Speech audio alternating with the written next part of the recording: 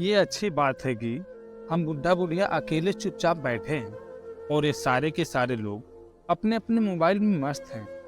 बिमला ने अपने चारों तरफ निगाह घुमाकर देखते हुए कहा। बेटा बहू और दोनों बच्चे अपने अपने मोबाइल में व्यस्त थे। बिमला को ये बिल्कुल भी अच्छा नहीं लगा, क्योंकि बेटे बहू ने ही बड़े खुशामद करके उन दोनों को अपने पास बुलाया था और पति राजेंद्र का मन ना होते हुए भी वो उनसे जिद करके उन लोगों के पास आए हैं। लेकिन रोज रात को यही होता है कि बेटे बहू ऑफिस से वापस आकर अपने मोबाइल में व्यस्त हो जाते हैं और बच्चे अपने अपने मोबाइल पर व्यस्त।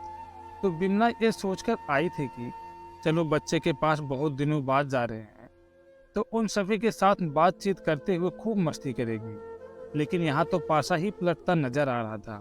दिन के समय बच्चे अपने अपने स्कूल और कोचिंग में और बहू बेटा नौकरी पर। रात को किसी को भी उन दोनों के साथ समय बिताने का मौका ही नहीं। बेटा हम लोगों का वापसी का टिकट करवा दो। जब बिमला से बर्दाश्त नहीं हुआ तो लुकेश से कह ही बैठी, ऐसा क्यों कह रही हैं मम्मी आप? अभी आपको आए दिन ही कितने हुए और फिर यहाँ आपको तकलीफ ही क्या है? खाना पीना सब कुछ तो समय पर है।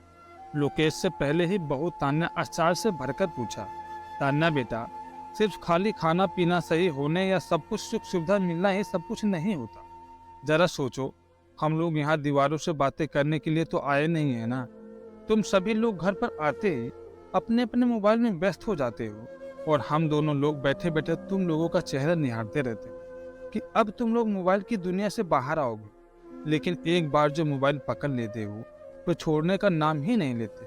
ऐसे तो हम दोनों घर पर भी एक दूसरे के साथ समय बिता लेते थे। अगली बार से तो हम लोग यहाँ पर आएंगे भी नहीं। बिमला ने बहुत मायूसी से कहा, लोकेश बेटा तुम्हारी माँ बिल्कुल सही कह रही है। क्या फायदा तुम लोगों के पास आने का जब साथ में समय ही नहीं व्यतीत कर सकते। अच्छा होगा कि तुम हम दोनों का वापसी का टिकट करवा ही दो।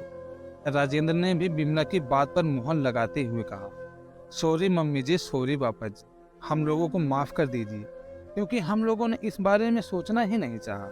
लेकिन अब ऐसा बिल्कुल भी नहीं होगा।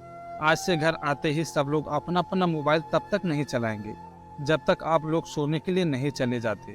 और हाँ प्लीज मम्मी जी, दोबारा ये फिर कभी मत कहिएगा कि आप हमारे पास आएंगे ही नहीं, क्योंकि आप लोगों के आशीर्वाद के बिना तो हम लोग बिल्कुल अधूरे हैं।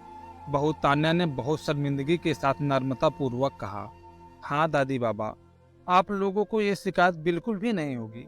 हम लोग भी आपसे माफ़ी मांग रहे हैं। लेकिन प्लीज़ बाबा दादी, आप लोग वापस मत जाइएगा। बंटी और पीहू भी परेशान होते हुए बिमला और राजेंद्र के पास आकर बोले, मम्मी और पापा मुझको भी माफ़ कर दीजिए। लोकेश ने तो अपने दोनों कान ही पकड़ लिए और अब अपना वापस जाने का प्लान कैंसिल कर दीजिए। बिमला को लगा कि जैसे छोटा सा लोकेश माफ़ी मांग रहा हो।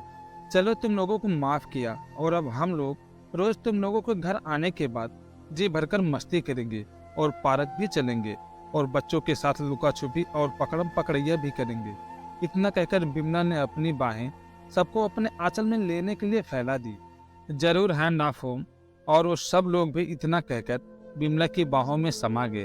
अरे भाई मैं भी तो हूँ, मुझको भी अपने साथ ले लो, मुझको क्यों अकेले छोड़ रहे हो? राजेंद्र मुस्कुराते हुए बोले, हाँ सही बात पापा जी।